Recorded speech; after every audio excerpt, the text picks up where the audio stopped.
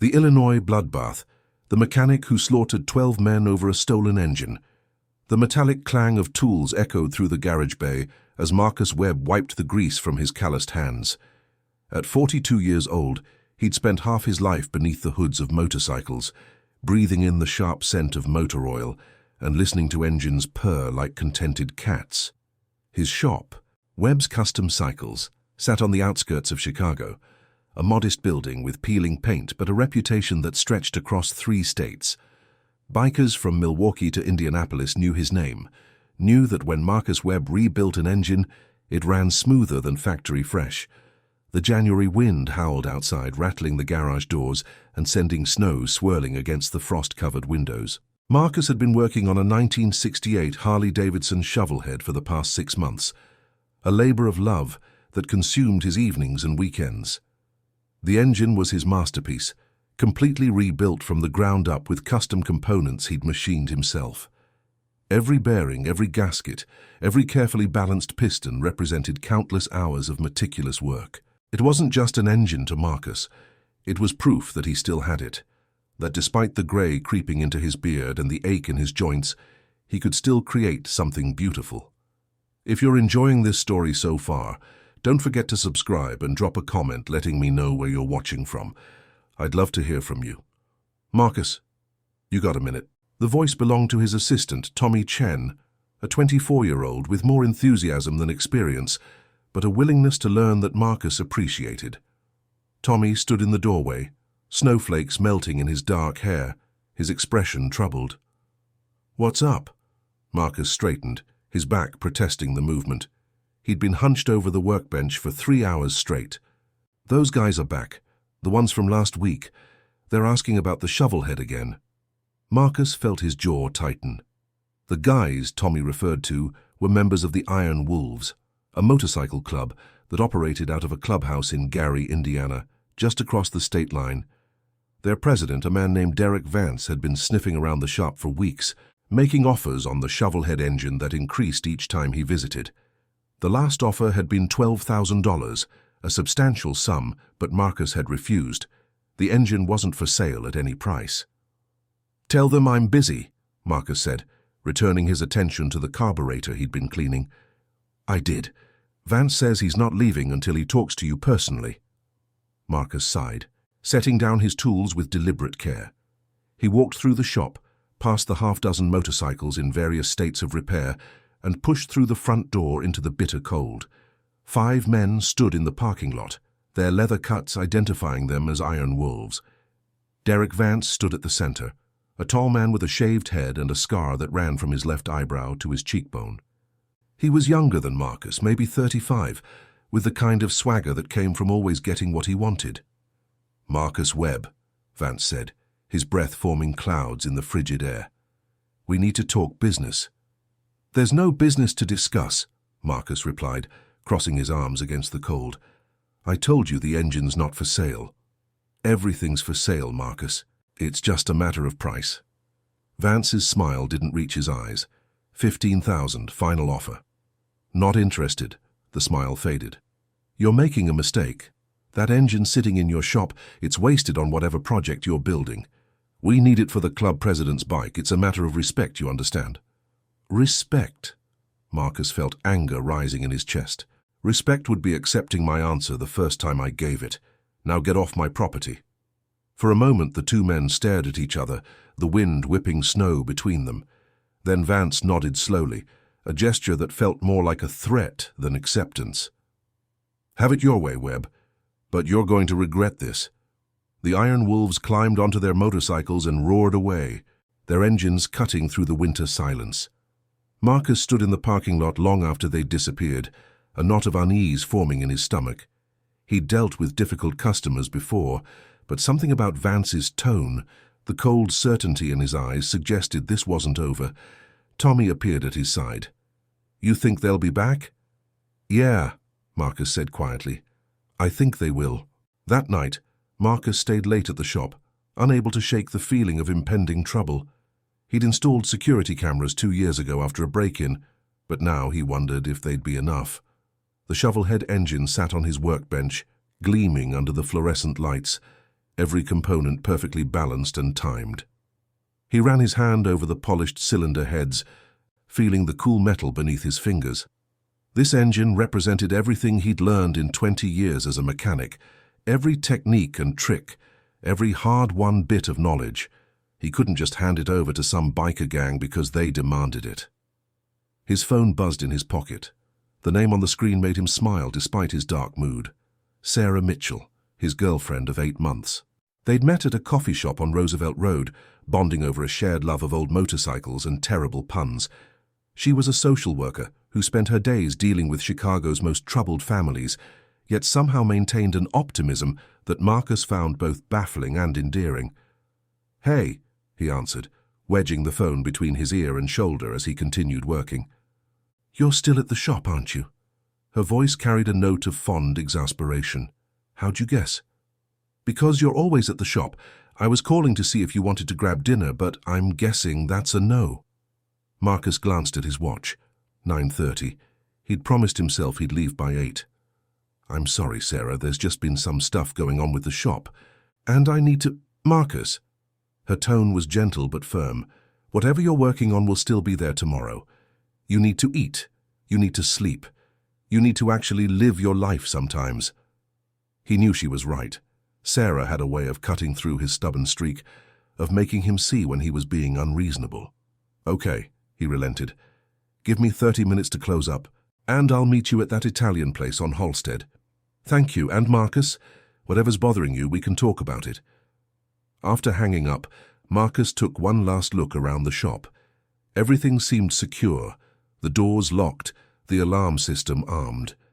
He covered the shovel head with a cloth, a small gesture that felt necessary, like tucking in a child for the night.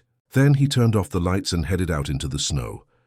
The restaurant was warm and crowded, the smell of garlic and tomato sauce filling the air. Sarah was already seated when he arrived, her red hair pulled back in a ponytail, her green eyes bright with concern as she took in his haggard appearance. "Rough day?" she asked as he slid into the booth across from her. Marcus told her about the Iron Wolves, about Vance's increasingly aggressive offers and the veiled threat he'd made. Sarah listened without interrupting, her expression growing more troubled as the story progressed. "Have you thought about calling the police?" she asked when he finished. "And tell them what? Some bikers made me an offer I refused. They haven't actually done anything illegal." "Yet," Sarah pointed out. "But that threat about regretting your decision sounds pretty clear to me. Maybe I'm overreacting. Maybe they'll just move on and find another engine somewhere else." Sarah reached across the table and took his hand. "Marcus, I know how much that engine means to you. But is it really worth putting yourself in danger? If these guys are as dangerous as you think, maybe you should just sell it to them." "I can't." The words came out harder than he intended. "That engine represents everything I've built here. If I just hand it over because some thug threatens me, what does that say about me? What does that say about my shop? It says you're smart enough to pick your battles. It says you value your safety over your pride." They ate intense silence, the conversation moving to safer topics, but the unease never fully left Marcus's mind. When they parted ways in the parking lot, Sarah made him promise to be careful, to call her if anything else happened. He kissed her goodbye and drove back toward his apartment on the south side, his thoughts churning. The next morning dawned grey and bitter, the temperature hovering just above 0. Marcus arrived at the shop at 7 earlier than usual, driven by a need to check on the shovelhead. Everything appeared normal as he unlocked the front door and disarmed the alarm. The shop was cold, the heat not yet kicked in, and his breath formed clouds as he walked through to the main bay. The cloth covering the shovelhead was slightly askew. Marcus's heart began to pound. He pulled the cloth away and stared at the empty workbench. The engine was gone. Every carefully machined component, every custom part, every hour of work, vanished. For a moment, he couldn't process what he was seeing. Then rage surged through him, white-hot and all-consuming. He ran to the security camera monitor, his hands shaking as he pulled up the footage from the previous night. At 2:14 a.m., the recording showed 3 figures dressed in black entering through a side door that Marcus had believed was secure. They moved efficiently, knowing exactly where to find the engine. Within 8 minutes, they'd loaded it onto a dolly and wheeled it out to a waiting van. The camera caught a clear image of the van's license plate before it drove away. Marcus called the police immediately. Detective Linda Harrison arrived within the hour, a stocky woman in her 50s with tired eyes and a no-nonsense demeanor. She took his statement, reviewed the security footage, and ran the license plate. As Marcus suspected, the van had been reported stolen 2 days earlier from a lot in Hammond, Indiana. "I know who did this," Marcus said, struggling to keep his voice level. "The Iron Wolves. They've been pressuring me to sell them that engine for weeks." "Knowing and proving are two different things," Harrison replied. "I'll talk to them, but unless we can place them at the scene or recover the engine from their clubhouse, there's not much I can do. These motorcycle clubs are careful. They know how to cover their tracks. So that's it? They just get away with it?" "I didn't say that. I said it's going to be difficult. We'll do everything we can, Mr. Webb. But you need to let us handle this. Don't try to confront these people yourself." After Harrison left, Marcus stood alone in his shop, staring at the empty workbench. Tommy arrived at 8:30, took one look at Marcus's face, and knew something terrible had happened. When Marcus explained about the theft, Tommy's expression turned murderous. "We should go to their clubhouse," Tommy said. "Demand they give it back." The detective said to let the police handle it. "The police aren't going to do anything. You know it, I know it. These guys stole 6 months of your work, Marcus. We can't just sit here and do nothing." Marcus wanted to argue, wanted to be the reasonable one, but the rage burning in his chest wouldn't let him. He thought about all those nights working alone, all the careful measurements and adjustments, all the pride he'd felt watching that engine come together. The Iron Wolves had taken more than metal and oil. They'd taken a piece of him. "Get your coat," Marcus said quietly. The Iron Wolves clubhouse was a squat concrete building on the edge of Gary, surrounded by a chain-link fence topped with barbed wire. A dozen motorcycles sat in the parking lot, their chrome catching the weak winter sunlight. Marcus pulled his truck up to the gate, his hands white-knuckled on the steering wheel. Tommy sat beside him, silent and tense. "This is a bad idea," Tommy said, though his tone suggested he had no intention of leaving. "Probably," Marcus agreed. He laid on the horn. After a moment, a man emerged from the building, walking toward the gate with the lazy confidence of someone on home territory. Marcus recognized him as one of the men who'd been with Vance at the shop. The man said something into a radio, then unlocked the gate and pulled it open. "You lost. Friend," he called out. Marcus drove through the gate and parked directly in front of the clubhouse entrance. By the time he and Tommy climbed out of the truck, 6 more Iron Wolves had emerged, including Derek Vance. The club president stood on the front steps, arms crossed, a smile playing at the corners of his mouth. "Marcus Webb," Vance said, "didn't expect to see you here. Come to reconsider my offer. You know damn well why I'm here. You broke into my shop last night and stole my engine. I want it back." "That's a serious accusation. You got any proof?" "I've got security footage of your guys breaking in." "Really? Interesting. But I'm looking at you and your friend here, and I don't see any cops. Which makes me think maybe that footage wasn't as clear as you're claiming." Vance descended the steps, the other Iron Wolves forming a loose circle around Marcus and Tommy. "Here's what I think happened. I think you got robbed by some random thieves, and now you're looking for someone to blame. That's unfortunate, but it's got nothing to do with us." Marcus took a step forward, his fists clenched. "I'm not leaving without my engine." "Then I guess you're not leaving." Vance's smile vanished. "You come to our clubhouse, accuse us of theft, and expect what? That we're just going to hand over some engine we don't have? You're not that stupid, Webb. Let me search the building." Vance laughed, a harsh sound without humor. "Yeah, that's not happening. But I'll tell you what. Since I'm feeling generous, I'll give you one chance to walk away. Take your friend, get in your truck, and drive back to Chicago. Forget about the engine. Forget you ever came here. And maybe, just maybe, we'll forget about this little visit." "And if I don't?" The Iron Wolves moved closer, the circle tightening. Marcus could feel their hostility like static electricity, could see the calculation in their eyes. He'd been in fights before, plenty of them in his younger days, but he was outnumbered 6-1, and these weren't ordinary men. These were criminals who'd spent their lives using violence to get what they wanted. Then things get unpleasant, Vance said simply. Your choice.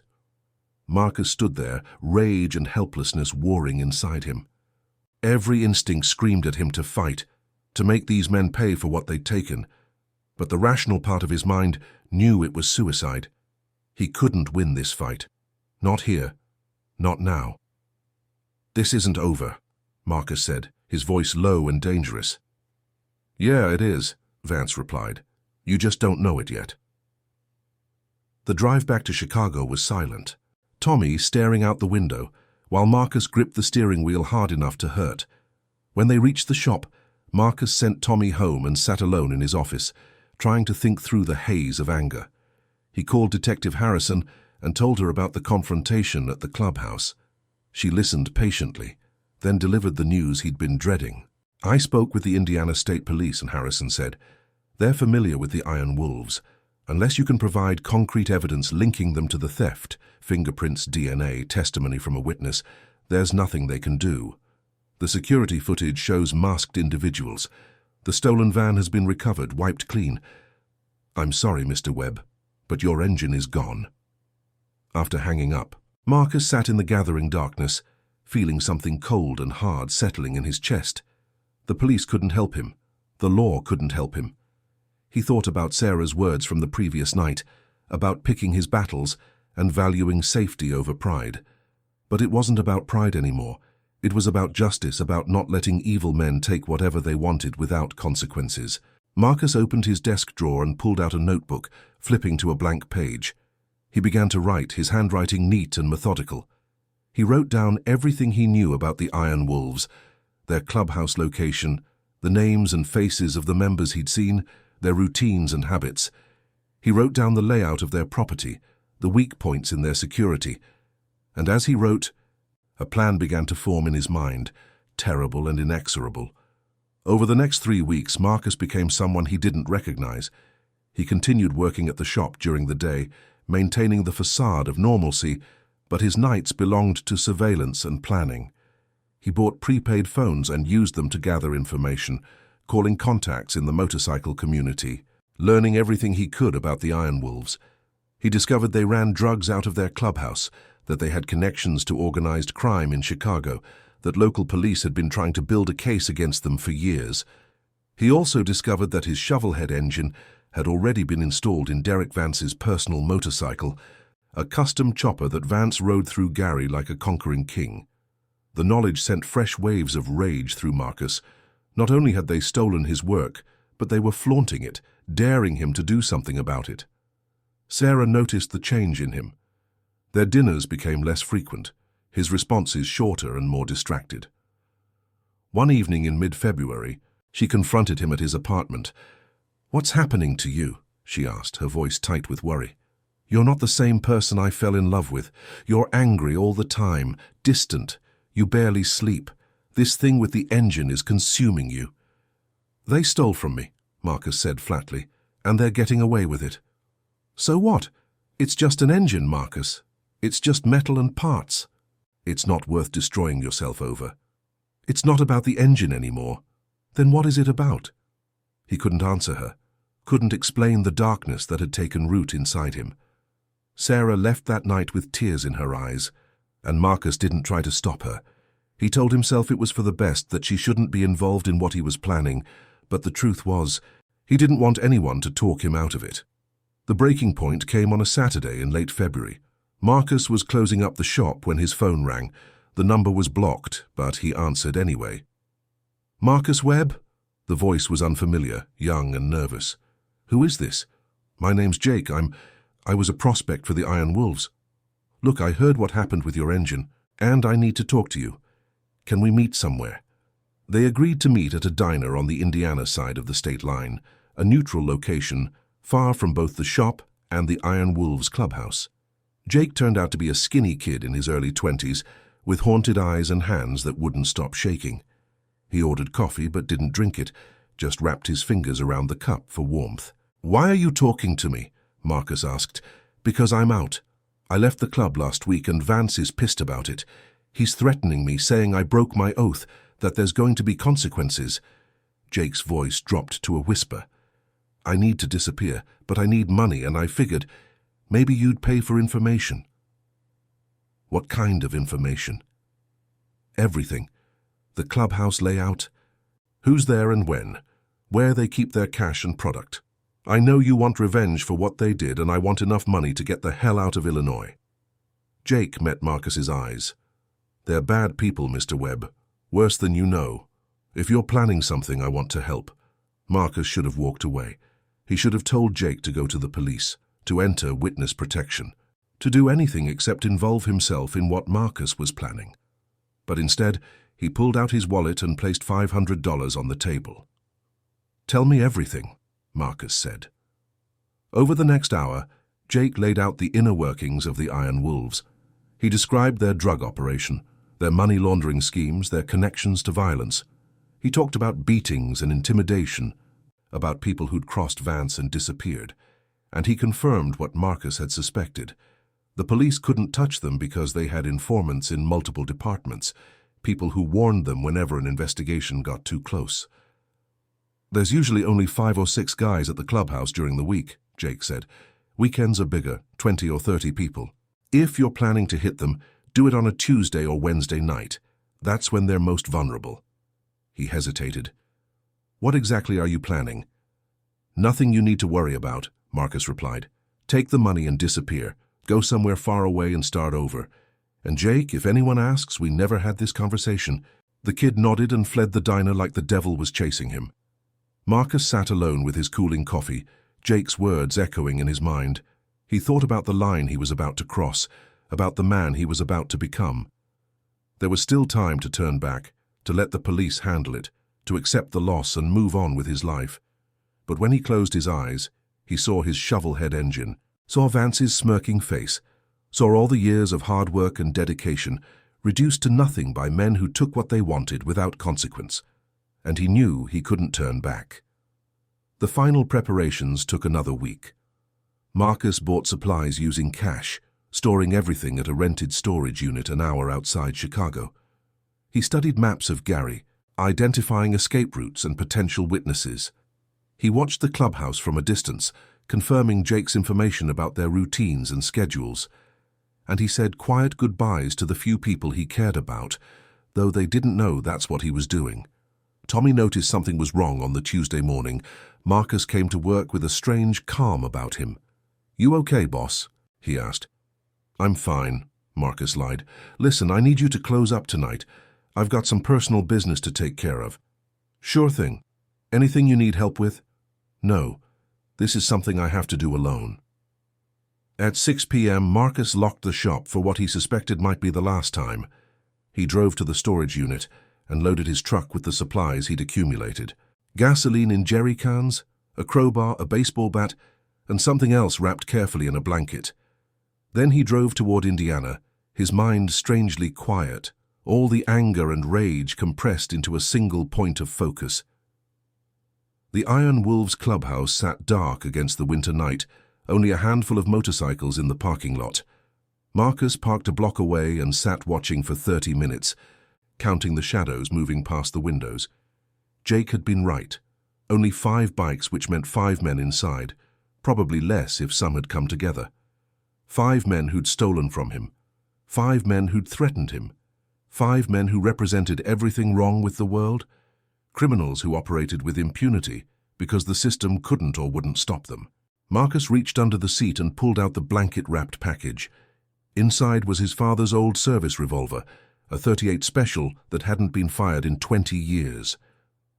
Marcus had spent the previous weekend cleaning and oiling it, loading it with ammunition purchased under a fake name at a gun show in Wisconsin. He told himself it was just for protection, just to scare them, but he knew that was a lie.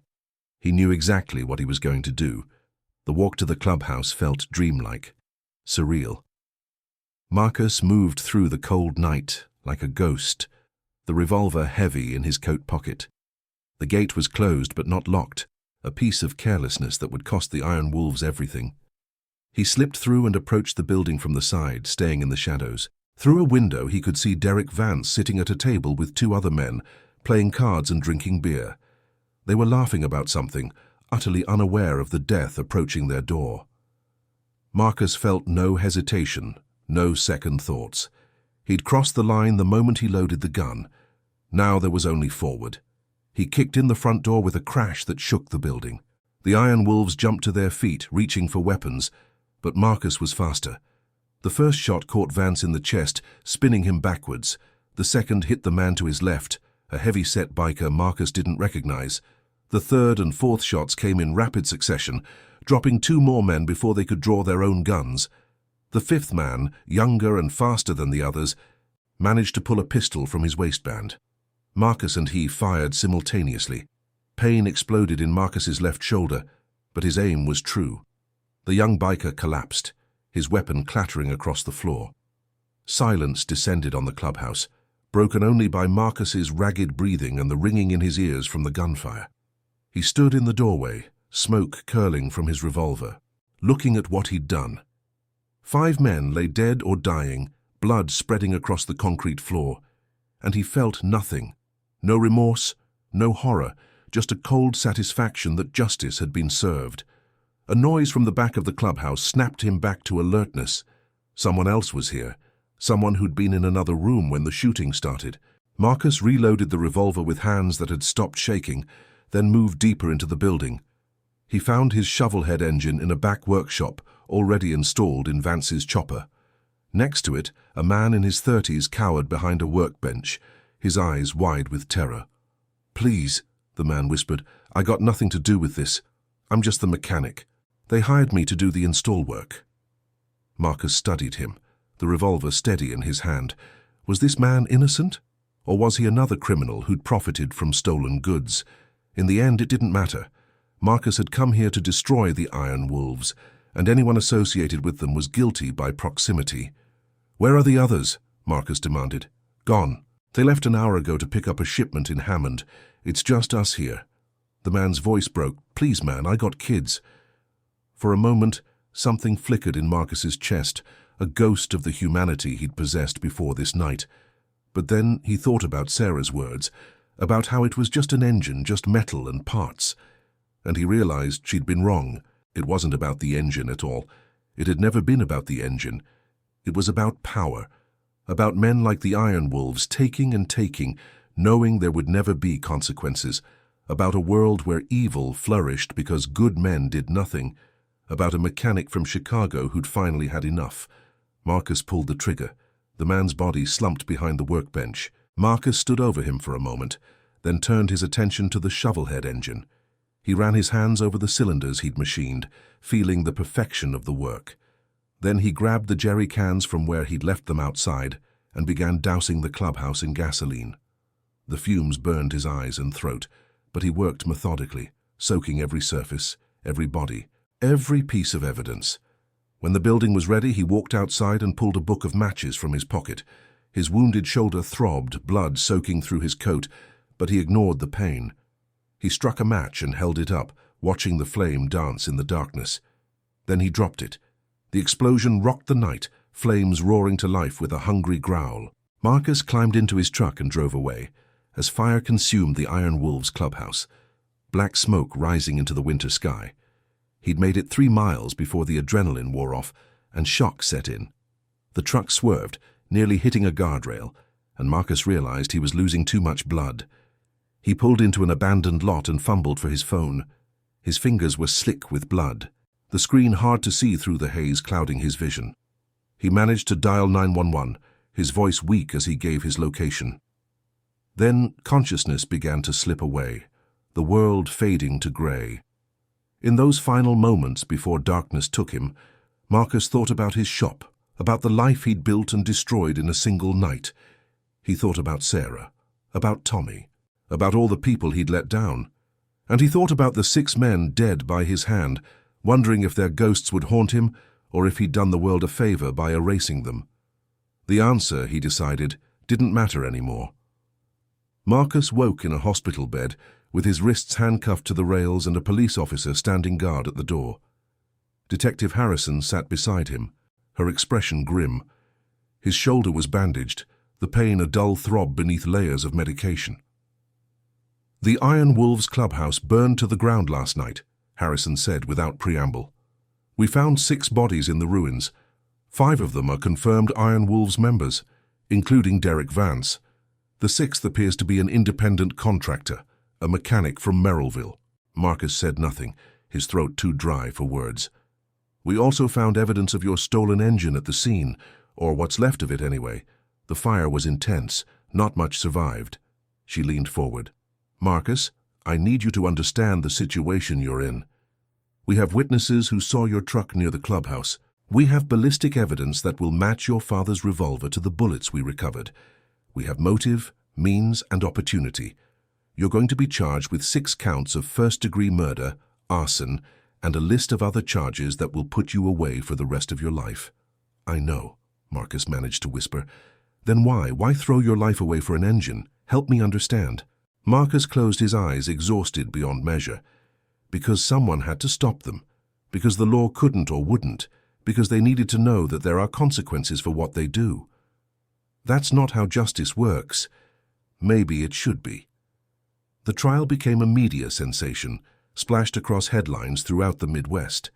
The prosecution painted Marcus Webb as a vigilante killer who'd murdered 6 men in cold blood over a property dispute. The defense argued he'd been driven to temporary insanity by the theft and the Iron Wolves' subsequent threats. Character witnesses testified about Marcus's years of honest work, his contributions to the community, his lack of any criminal history. None of it mattered. The evidence was overwhelming, the crimes too severe for any jury to ignore. It took them 4 hours to return a verdict, guilty on all counts. During sentencing, the judge, a woman in her 60s named Patricia Donnelly, looked at Marcus with something that might have been sympathy. Mr. Webb, I understand you felt wronged. I understand the police failed you, that the system failed you. But we cannot allow citizens to take the law into their own hands. We cannot permit murder, no matter how justified you believe it to be. You took 6 lives. You orphaned children. You destroyed families. And for what? An engine? Your pride? For justice, Marcus replied, his voice steady. I accept the consequences of my actions, Your Honor.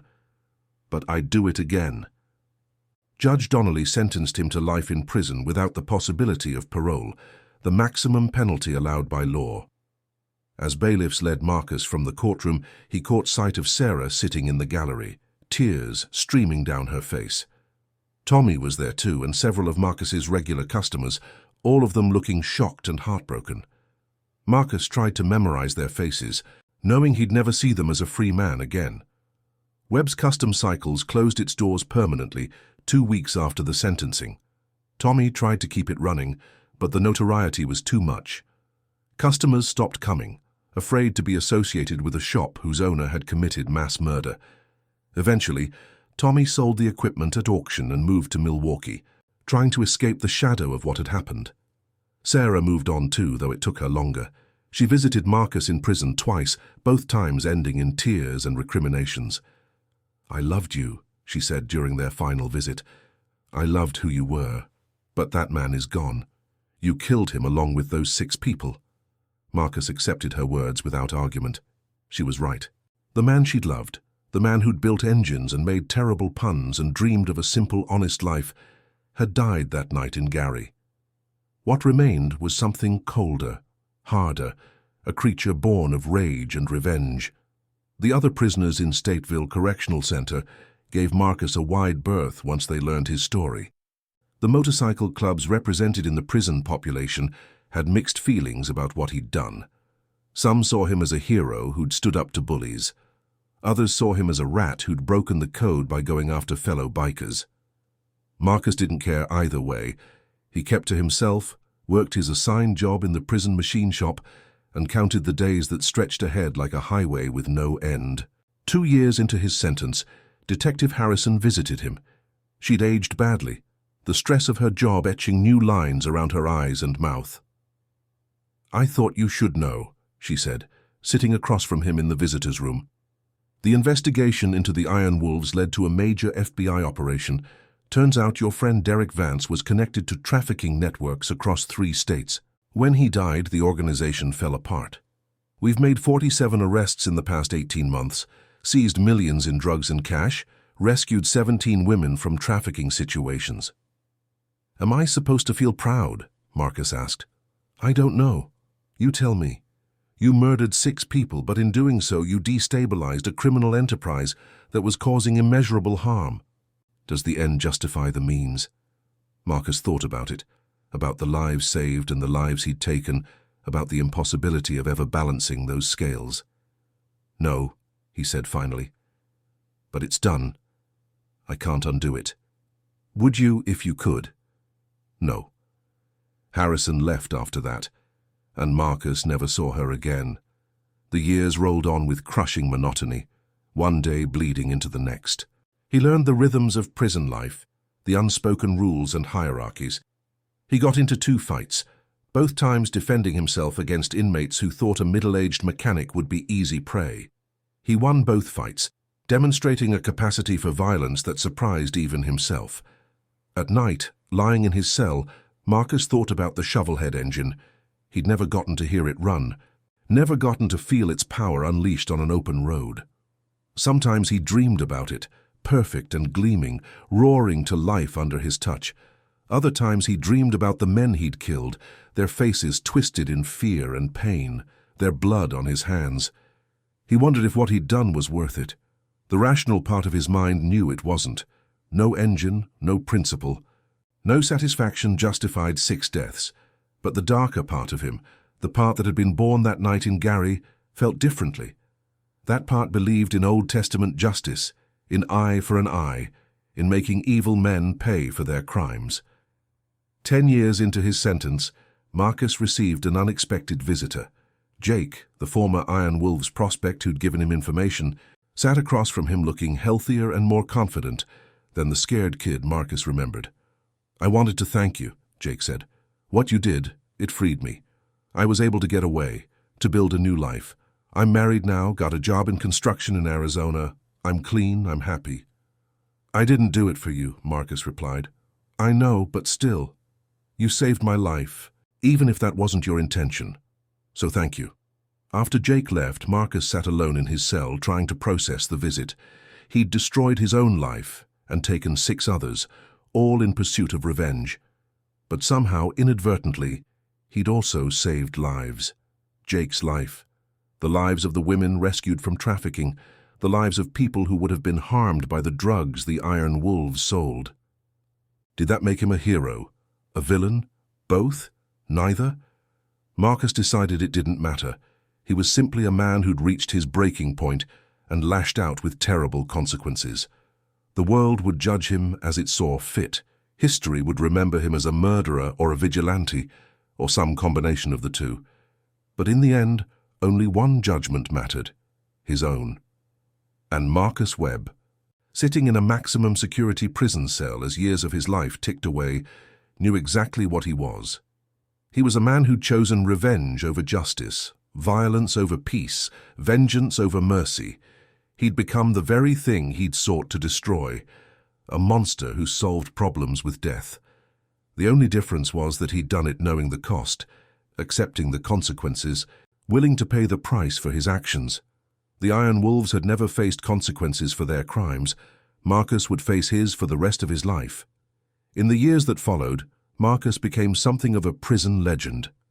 His story spread through the correctional system, embellished and distorted with each retelling. Some said he'd killed 12 men, not 6. Others claimed he'd been part of a rival motorcycle gang, settling an old score. The truth became less important than the myth, the narrative of a mechanic pushed too far who delivered brutal justice to those who deserved it. Marcus neither confirmed nor denied the rumors. He served his time quietly, avoiding trouble, working in the machine shop, where he taught younger inmates the basics of mechanical work. It was a small way to give back, to pass on the knowledge he'd spent his life accumulating. Some of the inmates were genuinely interested in learning a trade for when they got out. Others just wanted to hear stories about the night in Gary. Marcus rarely obliged them. That night had become something separate from him, a memory that played on an endless loop, but felt like it had happened to someone else. The rage that had driven him to murder had long since burned out, leaving only ashes and regret. Not regret for killing the Iron Wolves. He still believed they deserved what they got, but regret for the life he'd thrown away, the people he'd hurt, the man he'd become. On the 20th anniversary of the Illinois Bloodbath, as the media had dubbed it, a journalist named Elena Rodriguez requested an interview. Marcus almost refused, but something about her letter intrigued him. She wasn't interested in sensationalizing his crimes or painting him as either hero or villain. She wanted to understand how an ordinary man could commit such extraordinary violence. They met in the visitor's room, Marcus now 62 years old with more grey than black in his hair and a weariness that went bone deep. Elena was younger, maybe 40, with sharp eyes that seemed to see right through him. "Why did you agree to this interview?" she asked, her recorder running on the table between them. "Because I'm tired of the myths," Marcus replied. "People need to know the truth. Not the legend they've built up, but the reality of what I did and why." "Then tell me, in your own words, what happened that night?" Marcus told her everything: the theft of the engine, the confrontation at the clubhouse, Jake's information, the weeks of planning, the moment he kicked in that door and started shooting. He told her about the mechanic who'd begged for his life, about watching the clubhouse burn, about the hollow satisfaction he'd felt driving away. "Do you regret it?" Elena asked when he finished. "I regret that it came to that. I regret that the system failed so completely that I felt I had no choice. But do I regret that Derek Vance and his crew are dead? No. The world is better without them. Even if it means you'll die in here." "Even then." The interview was published in a major magazine and reignited public interest in the case. Some people, particularly in the motorcycle community, saw Marcus as a folk hero who'd stood up to criminal organizations that operated with impunity. Others saw him as exactly what he was, a murderer who'd taken the law into his own hands. The debate raged for weeks, eventually dying down as public attention moved to other stories, other tragedies. Marcus returned to the routine of prison life, grateful for the anonymity that came with being yesterday's news. 25 years into his sentence, Marcus suffered a heart attack during his shift in the machine shop.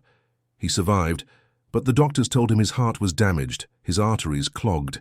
He had maybe 5 years left, probably less. The news should have devastated him, but Marcus found he didn't care. He'd lived longer than he'd expected to after that night in Gary. The additional years had been borrowed time, a grace period he probably didn't deserve. He used his remaining time to write letters, to Tommy apologizing for destroying the shop and thanking him for his loyalty, to Sarah expressing regret for the pain he'd caused her, to the families of the men he'd killed. Even the Iron Wolves had people who loved them, acknowledging the harm he'd done and the grief he'd created. Most of the letters went unanswered. Tommy wrote back a brief note saying he'd forgiven Marcus years ago and had moved on with his life. Sarah didn't respond at all, which Marcus understood and accepted. The families of the Iron Wolves either ignored his letters or sent back responses filled with rage and pain. Marcus Webb died on a Tuesday morning in his cell, 3 months after his 67th birthday. The death certificate listed cardiac arrest as the cause, but anyone who'd known him would say he died of a broken heart, of regret that had accumulated like plaque in his arteries, slowly choking the life from him. His estate, such as it was, consisted of some personal items and a small savings account. He'd left instructions that everything be sold and the proceeds donated to organizations fighting human trafficking. It was a small gesture, an attempt at redemption that could never balance the scales, but it was all he had to give. The funeral was small, attended by Tommy and a handful of people from Marcus's old life who still remembered him as something other than a murderer. They buried him in a cemetery outside Chicago, far from the shop he'd built and the life he'd destroyed. His headstone bore a simple inscription: Marcus Webb, 1983-2050. Beloved mechanic, troubled soul. In the years after his death, the story of the Illinois bloodbath faded from public consciousness, becoming just another true crime tale among thousands. The shop that had once been Webb's Custom Cycles became a coffee shop, then a boutique, then stood empty when the neighborhood declined. The Iron Wolves clubhouse in Gary was never rebuilt, the lot sitting vacant and overgrown, a monument to violence and revenge. But in certain circles, among mechanics and bikers, in prison yards and motorcycle rallies, The story of Marcus Webb lived on. Some saw him as a cautionary tale about the dangers of obsession and vengeance. Others saw him as proof that sometimes, when the system fails, ordinary people have to take extraordinary action. The truth, as always, was more complicated. Marcus Webb was neither hero nor villain, but simply a man who'd been pushed past his breaking point and responded with violence that destroyed everything he'd built. His story was one of loss and rage, of justice and injustice, of a system that failed and a man who failed in return.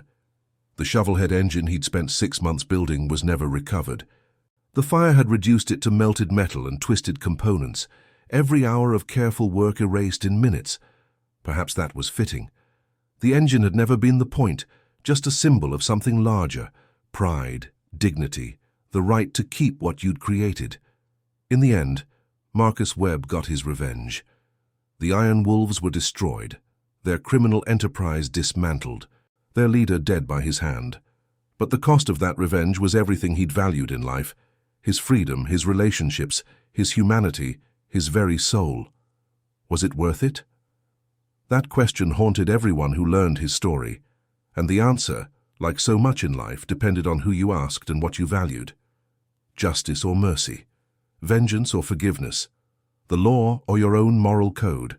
Marcus Webb made his choice that cold February night in Gary, Indiana. He kicked down a door and pulled a trigger and set a fire that consumed 6 lives and his own future. Whether that choice was right or wrong, justified or monstrous, heroic or criminal, that judgment belonged to history. But history, Marcus learned too late, is neither kind nor forgiving. It simply is an endless accounting of human choices and their consequences, stretching back through time and forward into an unknowable future.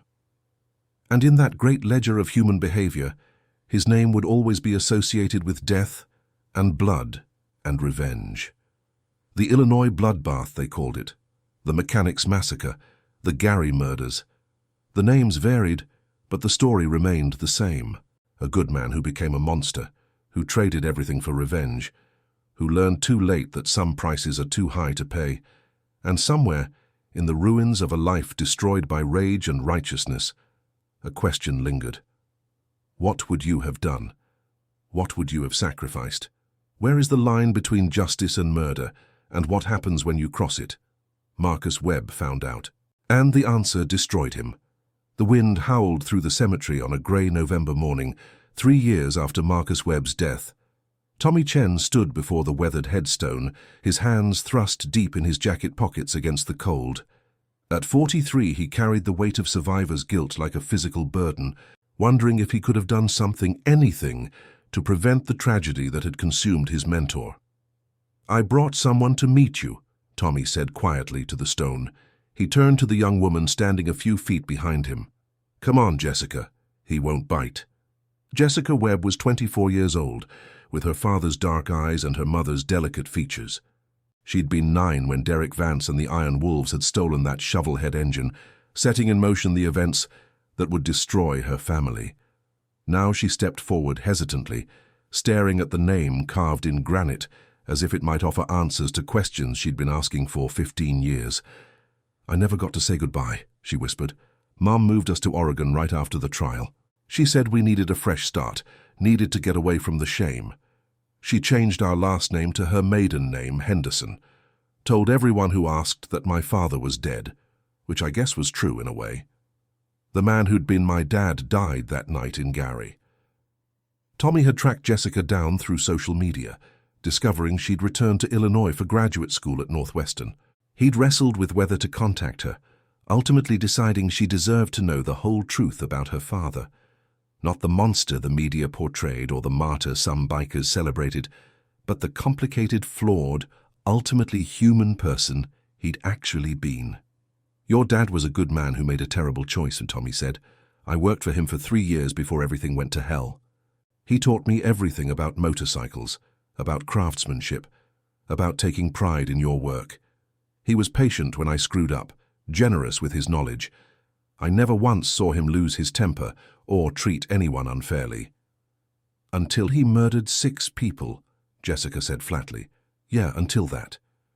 They stood in silence for a moment, the November wind rattling the bare tree branches above them. Finally, Jessica spoke again, her voice barely audible. I have memories of him from before, playing catch in the backyard, him teaching me how to ride a bicycle, his laugh. God, he had this great laugh that just filled up a room. But those memories feel like they belong to someone else, like they happened in a different lifetime. They did, in a way, Tommy said. The man who played catch with you and the man who burned down that clubhouse, they were different people. Same body, different souls. That's what I've been trying to figure out. How does someone change like that? How does a good father, a skilled mechanic, a decent person become capable of mass murder? Jessica turned to Tommy with desperate eyes. I'm getting my doctorate in psychology. My dissertation is on the intersection of trauma, revenge, and violence. And I can't help but wonder if I'm just trying to understand my own father. Tommy nodded slowly. I've asked myself the same questions for 20 years, and I think it wasn't one thing. It was 1,000 small things that added up. The police failing him, the system protecting criminals, the feeling of powerlessness, of being violated and having no recourse. And maybe underneath it all a darkness that was always there, just waiting for the right trigger. Did you see that darkness in him? Not before, but after the theft? Yeah. He changed, got quiet, distant, stopped eating regularly, stopped sleeping. There was this cold determination in his eyes that scared the hell out of me. I should have said something, should have done something, but I was 24 and stupid, and I thought he was just processing the loss. Jessica knelt by the headstone, running her fingers over the carved letters of her father's name. Mum never talked about it. Any time I brought it up, she'd shut down or change the subject. I had to learn about what happened from news articles and court transcripts. Reading about your own father committing murder in legal documents, it's surreal, dehumanizing. Your mother was protecting you, Tommy said, and herself. The media was brutal. Reporters camped outside the shop, outside Marcus's apartment, harassing anyone connected to him. Sarah, his girlfriend, had to move to a different state. I changed my last name too, eventually. Chen to Chan. Small difference, but enough that people didn't immediately make the connection. Sarah Mitchell.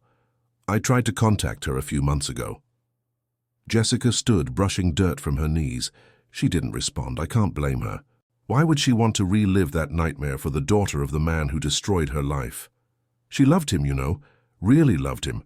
I could see it in the way she looked at him, the way she'd bring lunch to the shop just to spend time with him. When it all fell apart, when he chose revenge over her, over everything, it broke something in her. Jessica pulled a folded piece of paper from her pocket. I found something while researching for my dissertation, a letter my father wrote to me from prison 5 years before he died. Mum must have intercepted it, never gave it to me. I found it in a box in her attic when I was helping her move last year. She unfolded the paper with shaking hands and began to read aloud. Dear Jessica, I know you're angry with me. You have every right to be. I threw away my chance to watch you grow up, to be there for your graduations and birthdays and all the moments that make a life worth living. I chose revenge over love, violence over family, and I will regret that choice until my dying day. But I want you to know something. The man who killed those people is not the man who held you as a baby. They wear the same face, carry the same name, but they are not the same person. I hope you grow up strong and kind and nothing like me. I hope you find happiness in this world, even though I took happiness from so many others. I hope you forgive your mother for leaving, for changing your name, for erasing me from your life. She did what she had to do to protect you.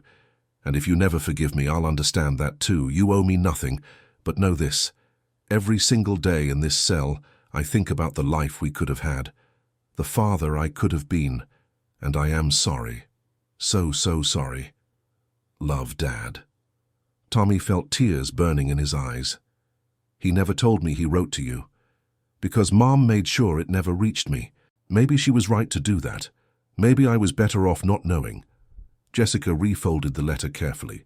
But now I do know, and I don't know what to do with it. How do you forgive someone for abandoning you, even if they express remorse? How do you reconcile love for a parent with horror at their actions? I don't think you have to reconcile them, Tommy said. You can hold both truths at once. Your father was a good man who did terrible things. He loved you and he failed you. Both things are true. They walked slowly through the cemetery, Jessica pausing occasionally to read headstones, as if looking for wisdom in the names of strangers. Finally, she spoke again. I met with one of the families, the Hendersons, no relation despite the name. Their son Brian was the mechanic who was killed, the one who wasn't even an Iron Wolf. He had 2 daughters. They're in their 30s now. One's a teacher, the other's a nurse. Good people trying to move forward with their lives. What did they say to you? At first they were angry, understandably, but after we talked for a while they softened. Mrs. Henderson said something that stuck with me. Your father and our son were both victims of the Iron Wolves, just in different ways. Derek Vance set these events in motion when he stole that engine. Everything after was just dominoes falling. That's generous of her. I don't know if it's generous or just, tired of carrying hate, tired of the weight of it all. Jessica stopped walking and turned to face Tommy. I'm thinking about finishing my dissertation and then becoming a therapist specializing in families affected by violence. Both perpetrators and victims. There are thousands of people like me out there. Children of criminals trying to understand how their parents became monsters.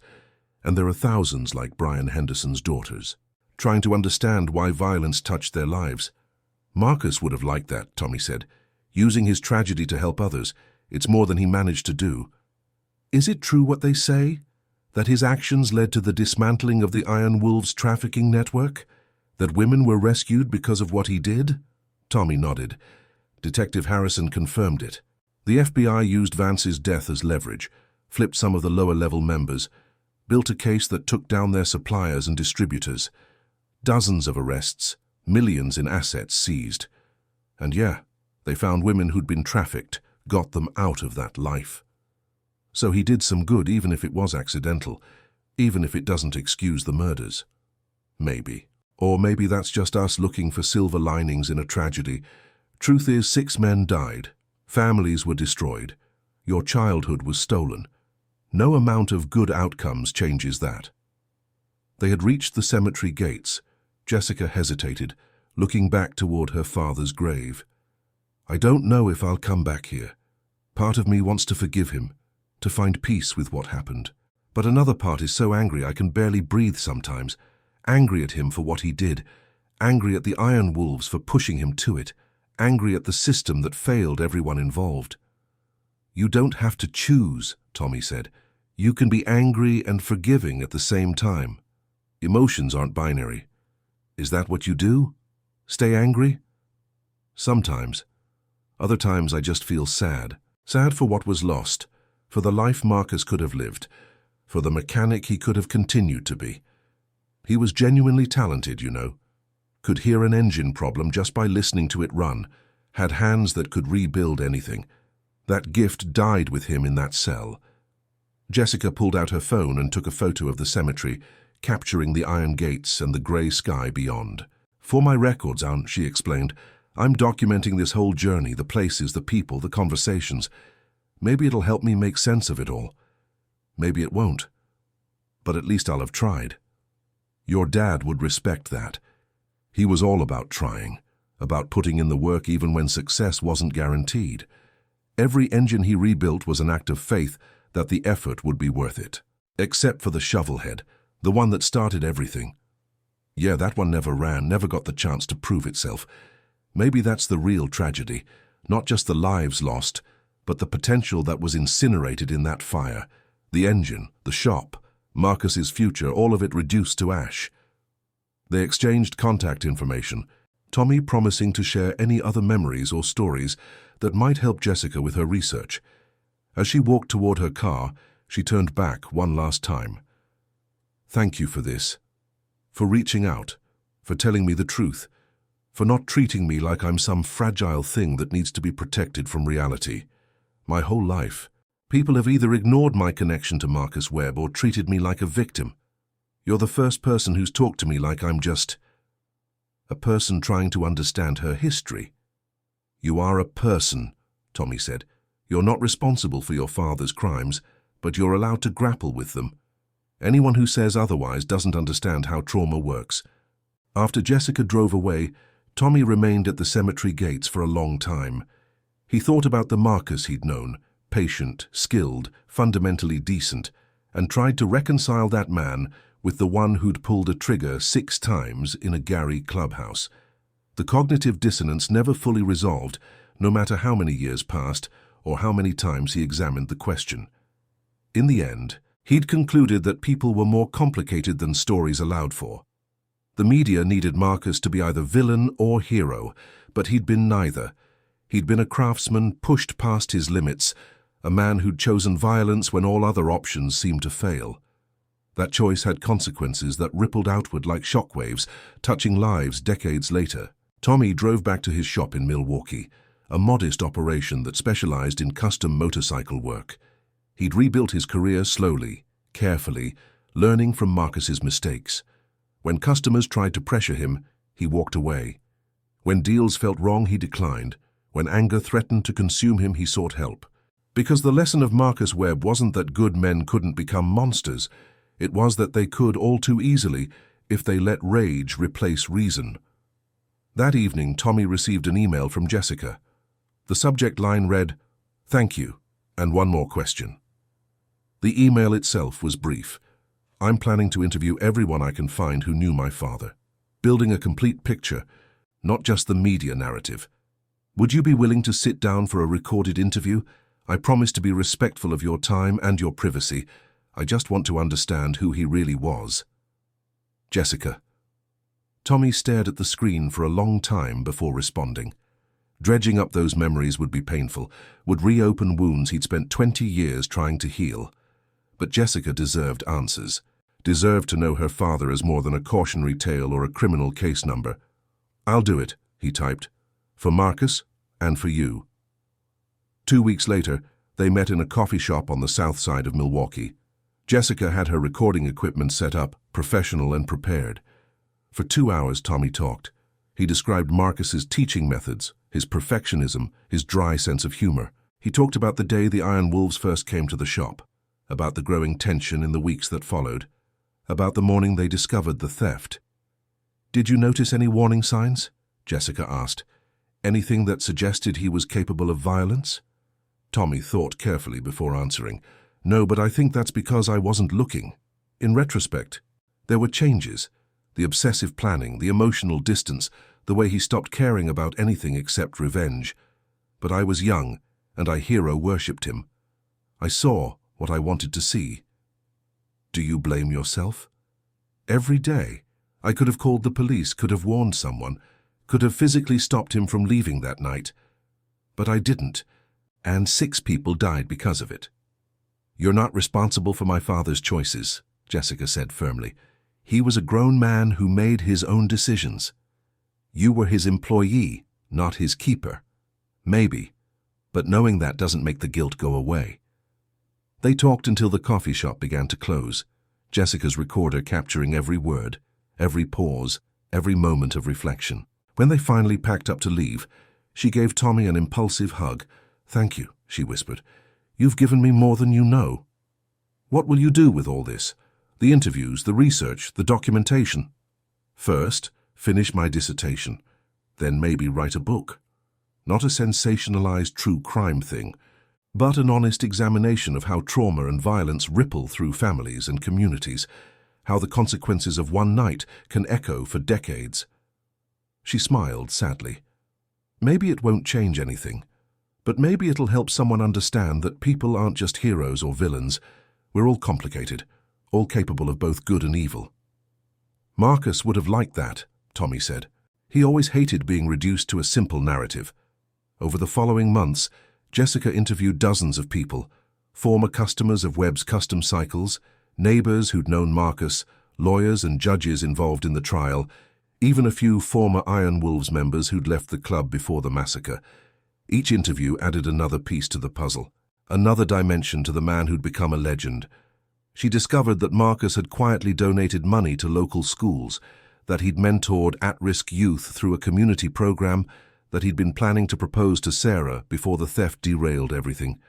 She learned about his childhood in Gary, about a father who'd been distant and demanding, about a mother who'd died when he was 12. She uncovered layers of complexity that the media had never bothered to explore. The dissertation, when completed, was titled "The Mechanics of Violence: How Ordinary People Become Capable of Extraordinary Harm." It won academic acclaim and was later adapted into a book that sold modestly but influenced discussions about criminal justice reform and the psychology of revenge. Jessica sent Tommy an advance copy. In the acknowledgements, she'd written, "To Tommy Chen, who helped me see my father as a whole person rather than a caricature, and to Marcus Webb, who taught me that understanding evil doesn't mean excusing it, but refusing to understand it means we're doomed to repeat it." On the 30th anniversary of the Illinois Bloodbath, a small memorial was held at the site of the former Iron Wolves clubhouse. Not to honor the dead, their memories remained divisive and complex, but to acknowledge the ongoing impact of violence on communities. Jessica spoke, her voice steady despite the tears in her eyes. "My father murdered 6 people on this spot," she said to the assembled crowd. "Nothing I say can change that. Nothing can bring back the lives he took or repair the families he destroyed. But we can learn from this tragedy. We can do better at supporting people in crisis, at holding criminal organizations accountable, at building systems that actually deliver justice. My father's story doesn't have to be repeated. We can break the cycle." In the audience, Tommy stood with Sarah, who had finally agreed to attend after years of resistance. They'd reconnected through Jessica's research. 2 people bound by their connection to a man who'd destroyed himself and nearly destroyed them in the process. "He'd be proud of her," Sarah said quietly, watching Jessica speak. "Whatever else he was, he loved his daughter. He would have wanted her to be strong like this." "Yeah," Tommy agreed. "He would have." The ceremony ended with a moment of silence, not just for the 6 men who died, but for everyone affected by that night. The families torn apart, the community traumatized, the man who'd traded his soul for revenge. And in that silence, perhaps, there was a kind of healing, not complete, never complete, but enough to keep moving forward. Jessica returned to her teaching position at Northwestern, where she became known as a passionate advocate for criminal justice reform and family therapy. She never married, never had children, once telling Tommy that she feared passing on whatever darkness had consumed her father. But she built a meaningful life nonetheless, helping hundreds of clients process their own complicated relationships with violence and trauma. Tommy continued running his shop, training young mechanics, passing on the skills Marcus had taught him while carefully avoiding the obsession that had destroyed his mentor. On slow days, he'd think about that shovelhead engine, about the passion and precision that had gone into its creation, about how something beautiful had become the catalyst for something terrible. And sometimes, late at night, both Jessica and Tommy would wonder about the same question. If they could go back in time, if they could speak to Marcus Webb on the day before he kicked in that clubhouse door, what would they say? What words could have stopped him? What intervention could have saved him from himself? The answer they'd both concluded was probably nothing. Some people, when pushed far enough, will break. And when they break, the pieces cut everyone around them. The Illinois Bloodbath remained a cautionary tale, studied in psychology classes and criminal justice seminars. But for those who'd known Marcus Webb personally, it was something more complex, a reminder that evil often wears a familiar face, that good people are capable of monstrous acts, and that revenge never delivers what it promises. Marcus Webb had gotten his vengeance. The Iron Wolves were destroyed, Derek Vance was dead, justice of a sort was served. But the cost, his freedom, his relationships, his daughter's childhood, his very humanity, proved far steeper than any satisfaction the revenge could provide. And in the end, perhaps that was the truest lesson, that some prices are too high to pay, some lines too dangerous to cross, some wrongs better left to heal than to be avenged. Marcus Webb learned this too late, but his daughter, carrying his story forward, could teach it to others, could help people see the warning signs, make different choices, break the cycle before it broke them. It wasn't redemption. Nothing could redeem 6 murders. But it was something, a small light in the darkness, proof that even from tragedy, something meaningful could emerge. And maybe, just maybe, that would have been enough for Marcus. Not forgiveness, but understanding. Not absolution, but acknowledgement that his life, however it ended, had mattered beyond the violence. That he'd been more than just a cautionary tale or a headline, that he'd been human, flawed and complicated and real. Tommy visited the grave one last time, 10 years after his initial visit with Jessica. He was 53 now, greying at the temples, his hands showing the same wear that Marcus's had carried. He placed a single flower on the headstone, a simple gesture, not forgiveness but remembrance. "I hope you found peace," Tommy said to the stone. "I hope wherever you are, you understand that we're trying to make sense of what you did, trying to learn from it, trying to make sure it wasn't entirely in vain." The wind carried his words away, leaving only silence. Marcus Webb had been dead for 13 years now, his story fading from public consciousness. Another tragedy among thousands. But for those who'd known him, who'd loved him, who'd been destroyed by him, his presence lingered. Some wounds never fully heal, some questions never find answers. Some stories end not with resolution, but with acceptance that life is messy, and people are complicated, and sometimes, despite our best efforts, darkness wins. But not always, not forever. Because Jessica Webb, daughter of a murderer, was out there changing lives. Because Tommy Chen, friend of a killer, was passing on knowledge to a new generation. Because even from the ashes of the Illinois bloodbath, something green could grow. It wasn't much, but it was something. And sometimes, something is enough.